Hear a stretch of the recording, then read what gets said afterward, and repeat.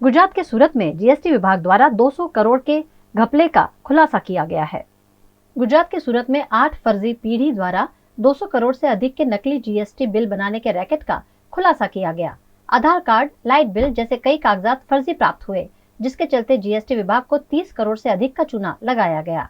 स्थलों की जांच में एक भी पेढ़ी नहीं मिली। जीएसटी विभाग द्वारा इस रैकेट का खुलासा कर क्राइम ब्रांच को शिकायत की गई। इस मामले की जांच इको सेल को सौंपी गई है। जीएसटी विभागना सुप्रिन्टेन्डेન્ટ द्वारा पुलिस में इकोनॉमिक ऑफेन्स सेल में एक फरियाद आपवामां आवी, जेनी तपास करता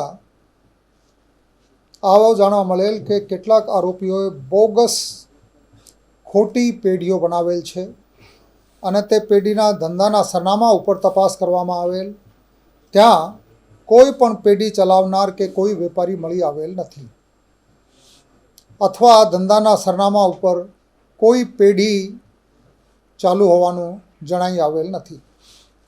આ બાબતેની ફરિયાદની ફર્ધર જ્યારે તપાસ કરવામાં આવી તો જાણવા મળેલ કે પેઢીઓ ખોલવાના માટે ખોટા ભાડા કરાર તથા ખોટા લાઇટ બિલો તેમજ ખોટા આધાર કાર્ડના ઉપયોગ કરવામાં આવેલ છે અને એવી રીતે પેઢીઓનું રજિસ્ટ્રેશન કરાવવામાં આવેલ છે। કુલ 8 પેઢીઓ બાબતે ગુના દાખલ કરવામાં આવેલ, જેમાં કુલ 200 કરોડ રૂપિયાના બિલો બનાવેલ હોવાની હકીકત ધ્યાને આવેલ અને 30 કરોડ રૂપિયાની આઈટીસી મેળવવામાં આવેલ છે। આ ગુનામાં સંડોવાયેલ આરોપી મોહમ્મદ રઝા વઝીર અલી ગભરાણી, ઉંમર વર્ષ 41, આ ધંધો એકાઉન્ટનો અને રહેવાસી અલમેંદી પાર્ક, વઝીર શેરી, ભાવનગરનો છે। ગઈકાલે એની ધરપકડ કરવામાં આવેલ છે।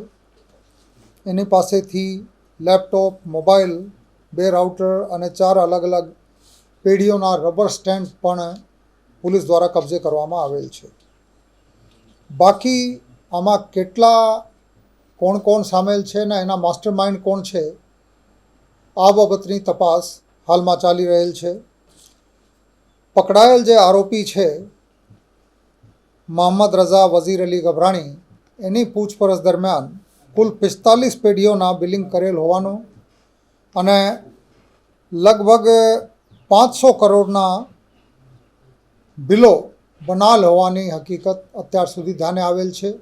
એની વિગતવાર તપાસ કરવામાં આવશે અને રાષ્ટ્રીય અર્થતંત્રને એવી રીતે જોખમરૂપ આ પ્રવૃત્તિ ધ્યાને આવતા એની ઊંડી તપાસ હાલમાં ચાલી રહી છે।